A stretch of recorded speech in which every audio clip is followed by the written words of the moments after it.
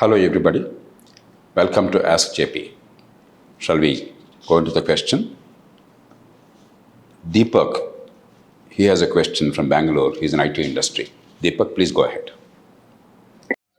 Hello JP Garu, I'm Deepak, 22-year-old working in IT industry from Bengaluru.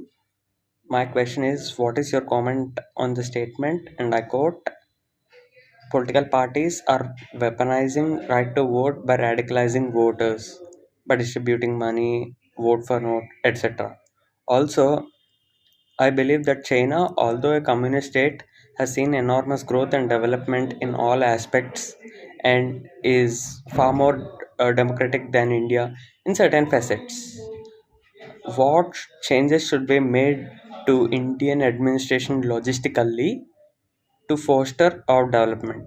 Thank you. Thank you, Deepak. Let's take two elements of Deepak's question.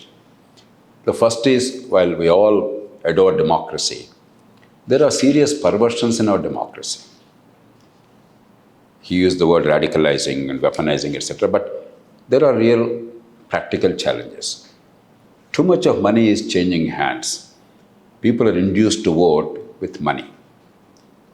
And too much of emphasis on short-term individual welfare measures at the cost of long-term collective good. Because the governments are elected to take care of the collective services and public goods that you and I cannot individually or as a family take care of. That's completely ignored, and in the quest for the vote, the short-term individual welfare measures, they're necessary, but the balance is completely missing. It became entirely about giving short-term satisfaction without any long-term improvement. That's a very dangerous situation. The third is, of course, dividing people on caste, region, religion. We're a very diverse society. It's easy to divide and to provoke primordial loyalties. But in addition, we also have the challenges of electoral system. A system where one more vote means you may win, one less vote means you will lose. It imposes certain burden in a poor country, in a largely illiterate country without serious experience of democracy in the modern context. Oftentimes, the politicians and the political parties are victims of a vicious cycle. We see them as villains, yes. Oftentimes they commit mistakes, oftentimes they are reckless in their behavior. But there's a deeper issue. If you view it as a moral question of a fight between the good people and the evil people, that does not help. Politicians, by definition, are not evil. They are responding to incentives, responding to a particular context. So we have to also understand what is the context we have created. And then, of course, when there is high degree of centralization as in India, those states have come into their own and states are very powerful. But a state in India is bigger than 90% of the countries in the world. So when power is so centralized, people don't understand the link between the vote that I give and the consequences that follow. What happens to my life as a consequence, I don't understand adequately. And people don't understand the taxes we pay and what are the services we're receiving as a result of the taxes we pay.